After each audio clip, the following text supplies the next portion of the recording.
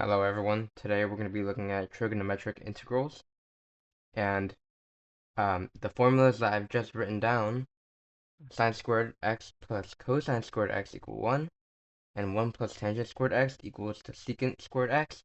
These two formulas are going to be very important for whenever you do calculus, in any of your calculus classes, or even before calculus, maybe in trigonometry class.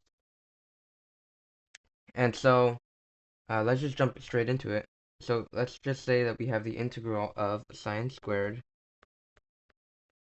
multiplied by cosine cubed x dx. So we know two methods of integration. We know integration by parts, and we know U-substitution. And so when you notice something has its derivative present in the integral, we can use U-substitution. But in order to do that, first we have to rewrite something so that it's in a term that we like. And so we're going to do that by lopping off one of the cosines, because the power of cosine is odd.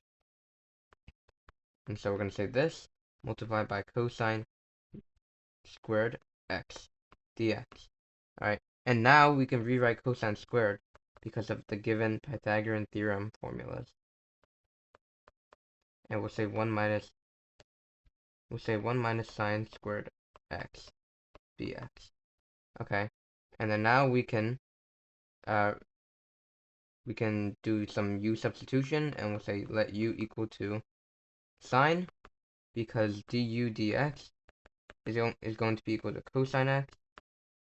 So then we can rewrite the integral as u squared times du dx times 1 minus u squared dx. And then we can say by the rule of substitution, by ROS, and then we're gonna say this u squared times 1 minus u squared times du.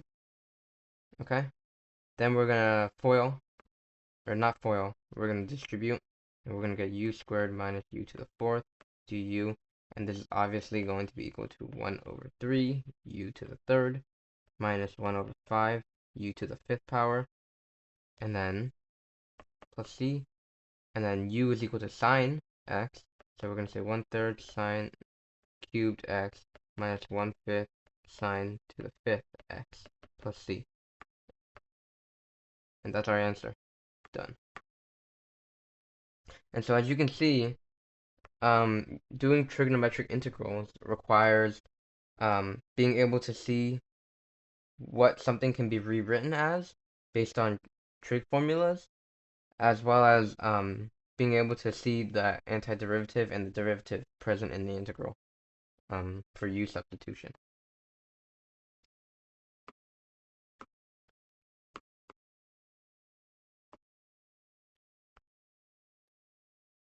Okay, let's jump into another problem.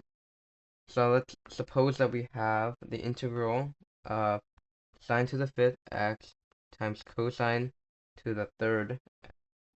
Actually, let's do cosine to the squared x dx.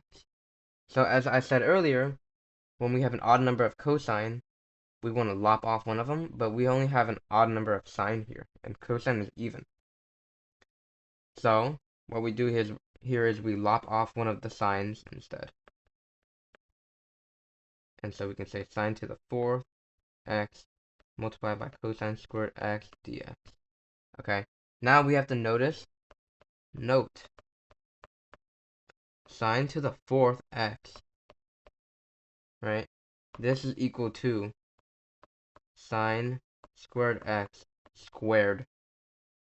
Okay, remember that. So now we can rewrite sine to the 4th x by saying 1 minus cosine squared, because that is sine squared. Close the bracket, or close the parentheses, and then square that whole thing. Now we multiply by cosine squared x dx. Okay, now we can use a clever U substitution, and we'll say u is equal to cosine x, so du dx will be equal to negative sine x. And then so we can rewrite the integral as the negative integral of du dx times 1 minus u squared times u squared dx. And then we can say by the rule of substitution, ROS, this is going to be equal to the negative integral of 1 minus u squared times du.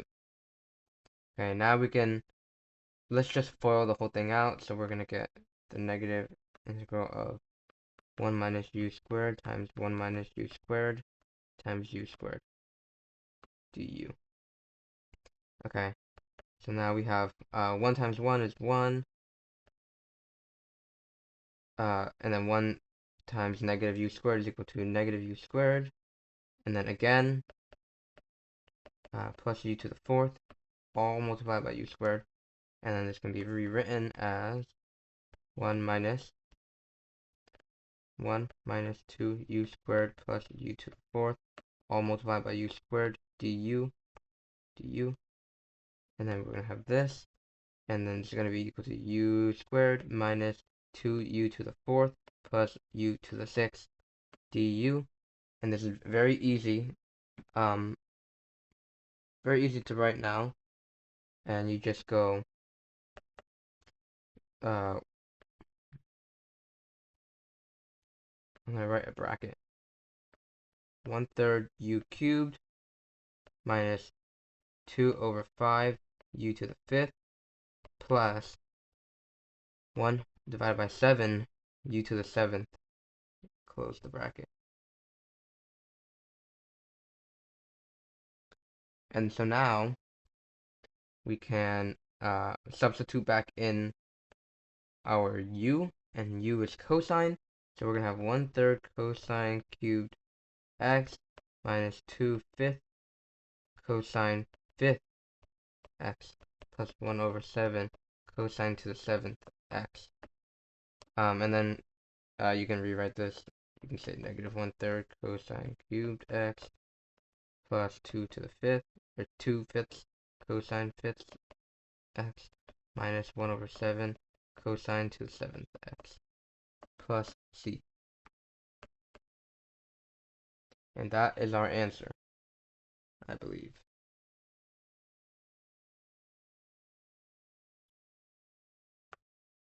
Okay, going into another example, we have the integral of tangent to the 4th x multiplied by secant to the 6th x dx. Okay, so the best way to rewrite this is you just say tangent to the 4th x times secant squared x times secant to the 4th x dx. And you must notice that the derivative of tangent is secant squared, which is what we're about to do. So we're going to say, actually no, we don't have to do that right now. We can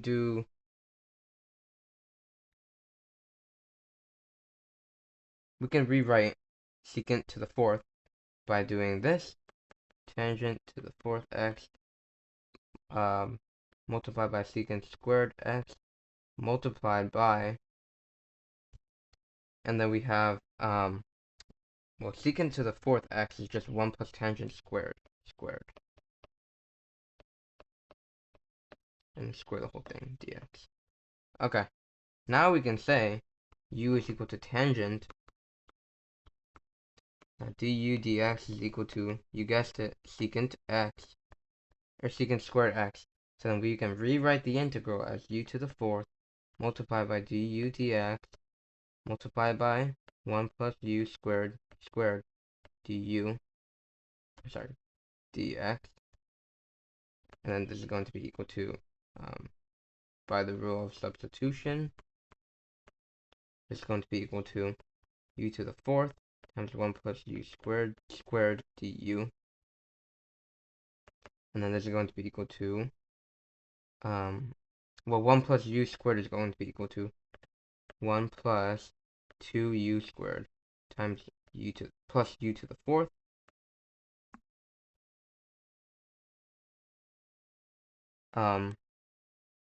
and we multiply all that by u to the fourth times du.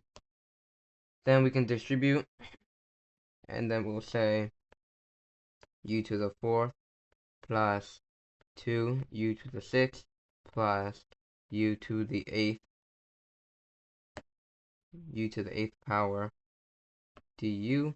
And now this is very easy to integrate. We just go 1/5 u to the fifth plus 2 over 7 u to the seventh plus 1 over 9 u to the 9 plus c.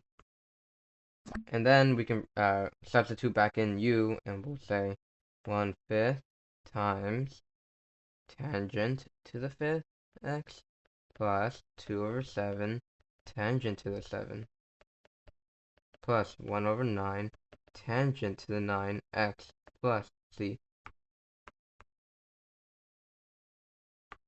Okay, and that is our answer. So thank you for watching. I hope you learned something, and I'll see you in the next video. Thank you very much.